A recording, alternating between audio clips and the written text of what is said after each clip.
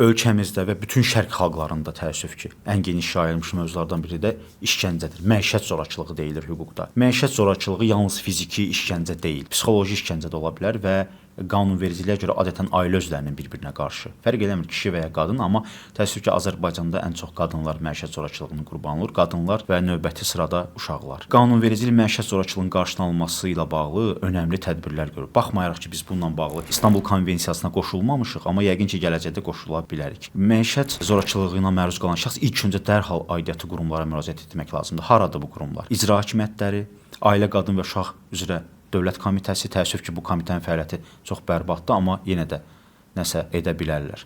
Və polis orqanları, prokurorluq və polis orqanları. Təcrübədə polis orqanları ailə məsələsi deyib qarışmırlar bu işə. Amma lakin xəsarət varsa, hər hansı bir xəsarət, hər hansı bir yüngül xəsarət də ola bilər. Polisə müraciət etdikdən sonra polisin göndərişinə əsasən ekspert, yəni həkim xəsarətin dərəcəsinin müəyyən edilməsi ilə bağlı arayış verəcək, rəy verəcək. Bu, sizə qarşı törədilmiş qanunsuzluğun əsası olan bir rəydir. Bu rəyin üzərində möhkəm dayanın. Unutmayın, sizə qarşı edilən hər hansı bir zorakılıq, əgər bir dəfə bağışlasanız, yenidən davam edəcək. Bu, statistik məlumatlara dayanır. Azərbaycanda hərçənd zorakılıqla bağlı işlərdə rəsmi qeydiyyata alınmasalar da, faktiki statistika bunu deyir. Vəkil kimi də mənim təcrübəm bunu deyir ki, insanlar bir dəfə bağışlayanda davamlı növbəti zorakılığın qurbanı olur. Məişət zorakılığının qarşısının alınması haqqında qanunvericilikdə mühafizə orderi deyə bir anlayış var. Qısa müddətli mühafizə orderi olur və uzun müddətli mühafizə orderi olur. Mühafizə orderinin işlənmə mexanizmində problemlər olsa da, faktiki olaraq mühafizə orderinin çıxarılması o deməkdir ki, qısa müddətli ola bilər. Qısa müddətli mühafizə orderi yerli icra hakimiyyətləri orqanları verir. O deməkdir ki, siz artıq zorakılığın qurbanı kimi rəsmi qeydiyyata alınmısınız və dövlət orqanları sizi mütləq qorumalıdır. Qısa müddətli mühafizə orderindən sonra